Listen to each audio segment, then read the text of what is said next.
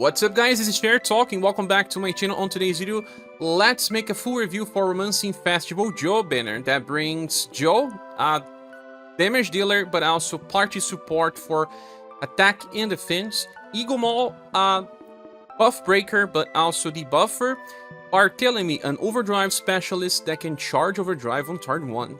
We're gonna start talking about Joe. She gives a name to the banner and is the best character for sure. She has 130% intelligence, that is the highest value right now on global, and 92% will, that's more than enough, and 81 endurance is pretty good as well. 101% agility also helps her being fast all the time. Moving on, we have Rousing Bound of her first passive that is permanent in battle. Rousing Bound is a passive that will be applied to all your allies if you use Flame Force, her skill number 2. Well, this is skill number 2, uses 8 PP, can only be used once per battle. It will give her a hit up that increases damage potential by 20%. It will apply this to everyone, so all your characters will have. When someone is attacked, all of them will receive a 5% attack boost that lasts for 2 turns. Okay, 5% attack boost is not really that important, right? But they will also receive a defense boost that decreases damage taken by 20% for 1 turn. Now, that is interesting. It starts with just Joe. Joe applies to the party, and then when anyone is attacked, everyone is gonna get these effects. Defense boost, okay. First hit you take won't be decreased.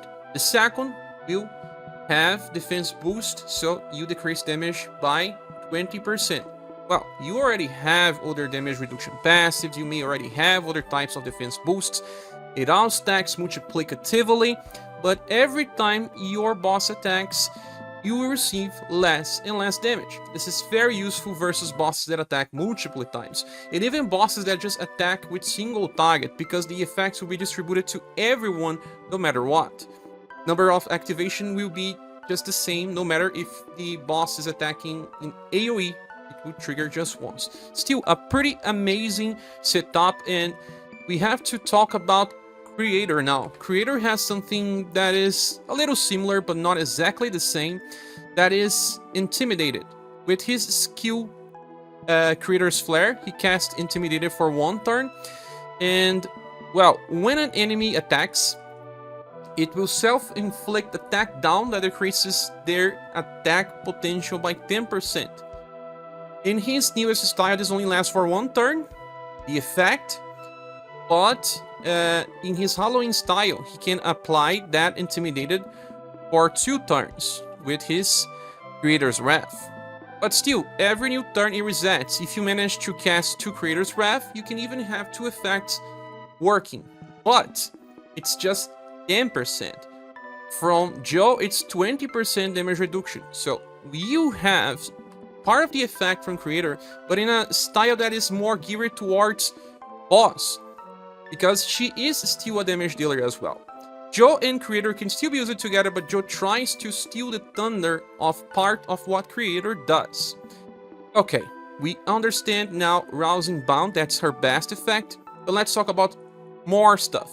When she's directly attacked, she always counterattacks with Headbutt. That is a skill that will debuff intelligence by 10%, because this is rank 1, and it even has 8 powers, but it's based on STR.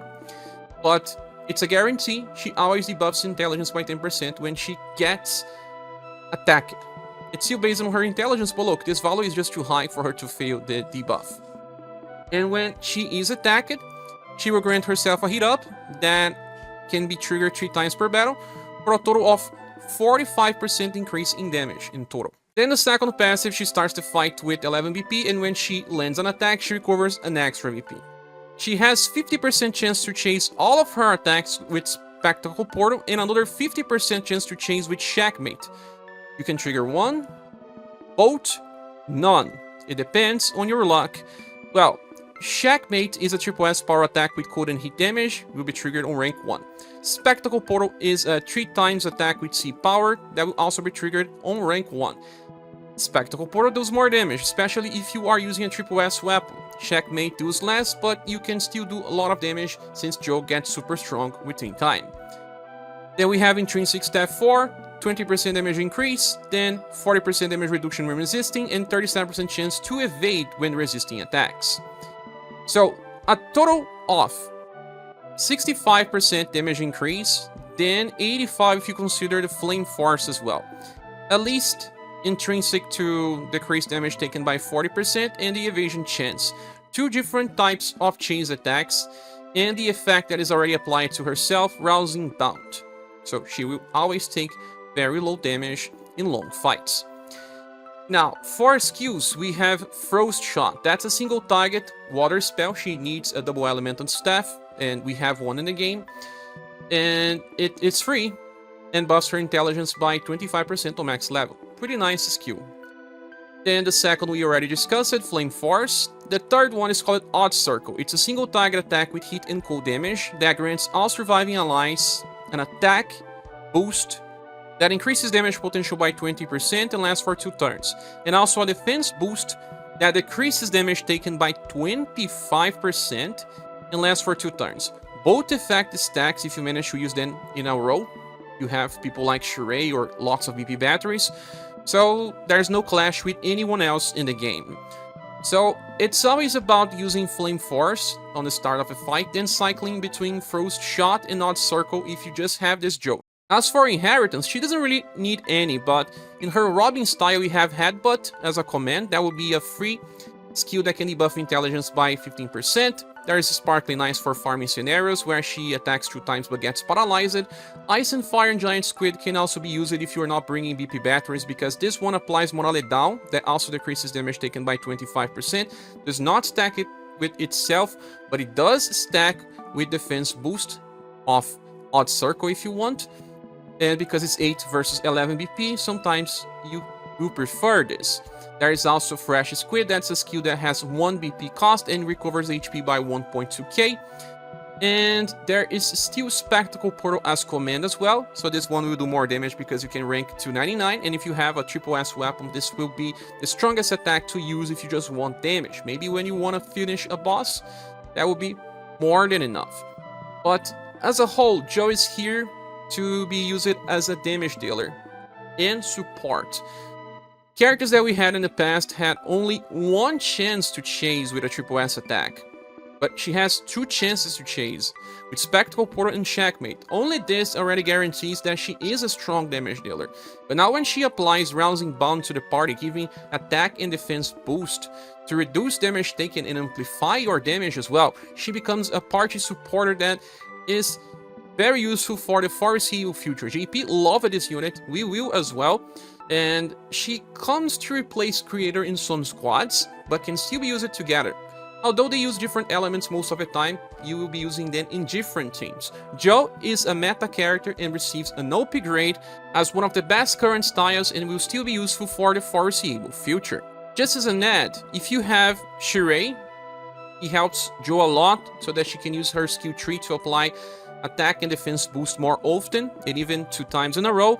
And she also works super well with Liz, because Liz applies another defense boost via Dragon's Blessing and even gives BP back so that Joe can keep using her pricier skills more often.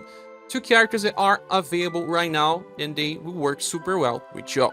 The next character is Igomahl, and she has 124% intelligence and 108% will. Those are very high values. Agility is on 94, she's a debuffer, she wants to go fast. Her endurance is just 62%, that's a problem that she already had with her past style. She starts the fight with 14 BP, and every time that she lands an attack, she decreases the enemy's STR and intelligence by 5%. That's a guarantee, there's no chance involved. And when she lands any type of attack, she has a 50% chance to chase with Wicked Rapture. That's a skill from her first premium style. That is an 8-power AoE attack that has a chance to recover between 1 to 10 BP. Any volley will happen. So imagine you chase and you can get 10 BP as extra. That's actually awesome and will allow for some very good cycles where Igomahl can apply some support and also damage. Moving back, she has 20% damage increase and then another 30 for a total of 50%. And she decreases damage taken by 30% at all times, and if she's not on full HP, she decreases by another 10. If by the end of a turn she is Dead, she will always revive with HP by around 1,800. It will not happen if she was killed by poison though. Skill number 1 is called Trick Ball, and she attacks for free, and there is a chance to debuff the enemy's intelligence by 15%. But it's not just 15%, because she will already decrease by another 5, and if you chase with Wicked Rapture, it will become 25%, and between 5 and 10% STR debuff as well. That's pretty nice for a skill that you are using for free. The problem is that if you debuff too much, you can trigger the 5 weakness more often, and you may lose control over that because of the number of chases. The second skill is a shadow spell called Darkness Bubble, single target, 6 BP and B power.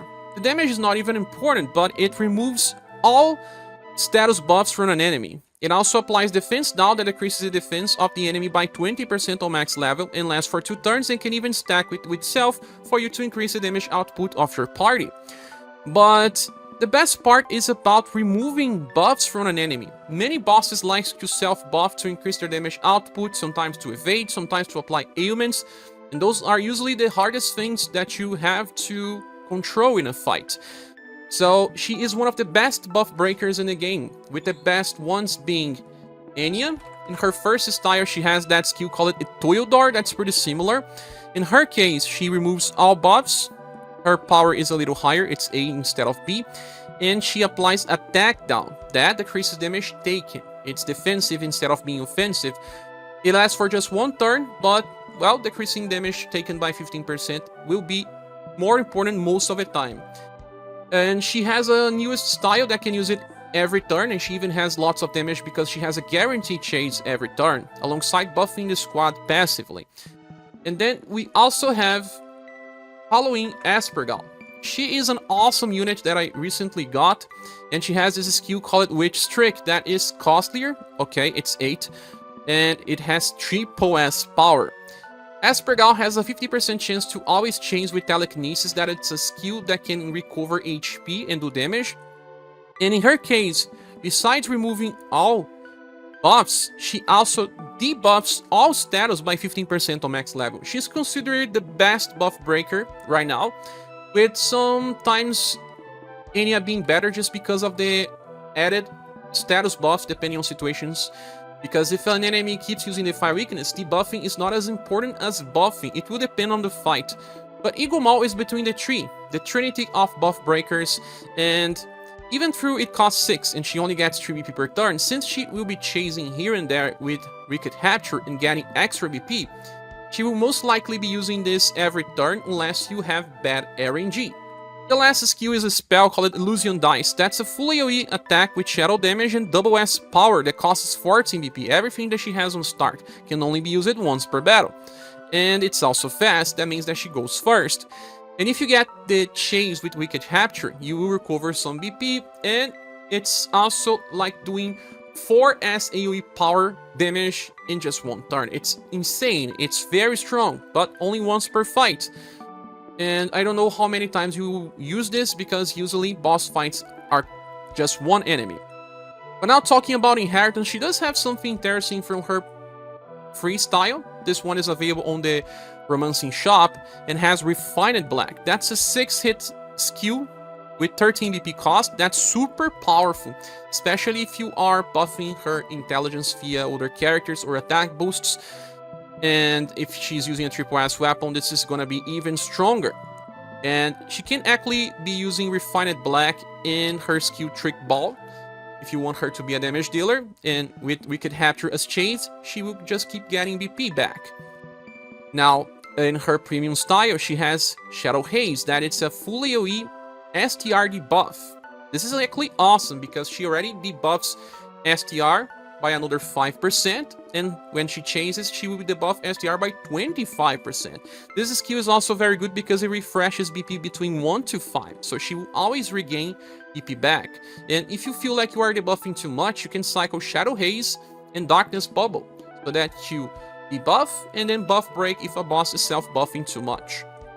And then there's also Malicious Trick, a single target attack that applies attack down, that decreases damage taken by 15%. This one lasts for 2 turns and you can use it again to stack, but I do believe with 7 BP it will be harder to keep this up, and we already have Joe and Liz that are better on applying damage reductions. And the Wicked Hatcher skill, that is a main command. That's a fast skill that deals a power AoE damage that recovers BP between 1 to 10. So that you can actually use her as an AoE damage dealer with Wicked Hatcher. And if she chases, she gets extra BP. Many people will just be able to use Wicked Hatcher every turn, depending on the RNG. So, all of these inheritances will allow her to perform better as a damage dealer or as a debuffer. And since this style is available right now on the PT from 3.5 anniversary, if you get Igomahl, you should get the inheritances as well. Now, is Igomahl better than Anni? Is it better than Halloween ScherBR? I cannot say that. I don't think that she's better, but she comes super close and can be used in different scenarios where you prefer to do more damage instead of protecting yourself. Maybe your protection is high enough and she can work. But do you need 3 characters that are premium buff breakers? I have to say, it may be a little overkill. If you get her, you will make usage of the character, but I don't recommend going for Igomahl if you already have ScherBR Halloween style and Anni as well. If you get Igomahl by accident, she is pretty strong. She receives a triple S grade in the tier list, at least for now, and is a very powerful unit to have. The next character is Barthelemy, the Overdrive Specialist. He has 115% intelligence and 80% will. Those values are a little underwhelming for a current style, and they did this because they wanted to give him dexterity, that he does not even use, but that's it. 94% agility is just okay, alongside endurance being 74%. On start of battle, he feels Overdrive Gauge of everyone. That's really good because you can open with Overdrive and try to cheese some content. Also, he helps a lot in some missions in the free quest system where you need to kill enemies in a certain number of actions. You get extra actions on Overdrive with some styles, and that can lead into some very powerful turn 1 damage. Besides feeling the Overdrive Gauge, he also gives the passive called Over Enhance that increases Overdrive damage by 50% to everyone in the squad, alongside Crescendo. That's another passive that buffs STR intelligence and dexterity by 15% when attacking on Overdrive. Now, what's so good about Crescendo? If you are using a character like Leon that has multiple chases, he will trigger this Crescendo on every hit of his bullets. But, well, since you are feeling the Overdrive Gauge on turn 1, Leon is still not ready, right? But when he gets into Overdrive again after some turns, he will just keep buffing more and more and more. Then he also has 2 PP on the end of a turn for a total of 5, and damage taken is reduced by 25%. Also, on start of a turn, if his Overdrive is full, he grants himself this morale up that increases damage potential by 40% for that turn, and if his Overdrive is not full, he then grants himself a guard up that decreases damage taken by 35. I don't really like when it's guard up and morale up because it does not stack with other instances of these things, but most of the time our characters are getting defense boosts already, so you will not clash. By the end of a turn, he also increases his Overdrive Gauge by 50%. That's right. So even when he gets into Overdrive on turn 1 and uses his Overdrive, by the end of a turn he will get 50 points. And then on the end of his second turn, he gets another 50 to always be on Overdrive again on turn 3. That's how he works. But he does not have any extra attack on Overdrive though. And if you look, he doesn't have any normal damage increase, only increasing damage on Overdrive. Now, skill number 1 is Wing Plus. That's a deep power free skill that hits for Heat and Shadow. It's random, so you cannot choose a target. The second one, Flame Show. It's a full AoE hit attack only that has C power and costs 6. Look that he has 5 EP per turn, so he can use this a lot. And it will increase all surviving allies OG Gauge by 25 points. If he is being used with characters that have multi-hits, they already build a lot of Overdrive Gauge. He can help them get into Overdrive every 2 turns sometimes. Sometimes every 3 turns, will depend on the characters. But he wants to use Flame Show like most of the time. Just not when he is on Overdrive though. Skill number 3 is Abyssal Hands. Before he attacks, he grants the target this guard down large. That decreases their defenses by 35%. Then he launches a triple S attack that will feel closer to an 4S power attack. It's Heat and Shadow, so you have 2 element coverage. It's not as strong as some other nukes from real nukers, but since Barthelemy is here to also provide extra damage to your other damage dealers, it's okay, because he will try to apply this before other people can attack, but it's not a fast skill, and his agility is not the highest one, so sometimes he may not be the first one on a combo. Try to bring him to the right place in the formations to make it easier to go first. So Barthelemy is a character that's not really a nuker. He just does okay damage and tries to increase the damage output of other people. His closest competitor is Labelle, and some people may say that you can use them together, but I don't think so. It's too hard, they clash sometimes. Look, Labelle will charge overdrive of everyone excluding herself, and then she can recharge the usage of that skill via multi-shot Tata Water. She can charge overdrive on turn 1, 3, 5, 6, then 8, and 10. All these turns she will be allowing your party to do overdrive. And instead of using a skill that will increase just overdrive damage, when she's using Breezy Foot Bath, she increases your damage potential by 25% on rank 1 or 30% on rank max if you manually level this up. This can stack, it usually won't because you will be cycling between Breezy Foot Bath and multi-shot Tata Water, but since it lasts for 2 turns, you could say that just increasing the damage on all turns, it's almost equal to increasing 50% only on overdrive when you are just attacking in overdrive every 2 or 3 turns. They will be increasing the damage similarly. Labelle is better defensively because she does have intrinsic, and she also recovers HP off the party when she's attacking with multi-shot Tata Water.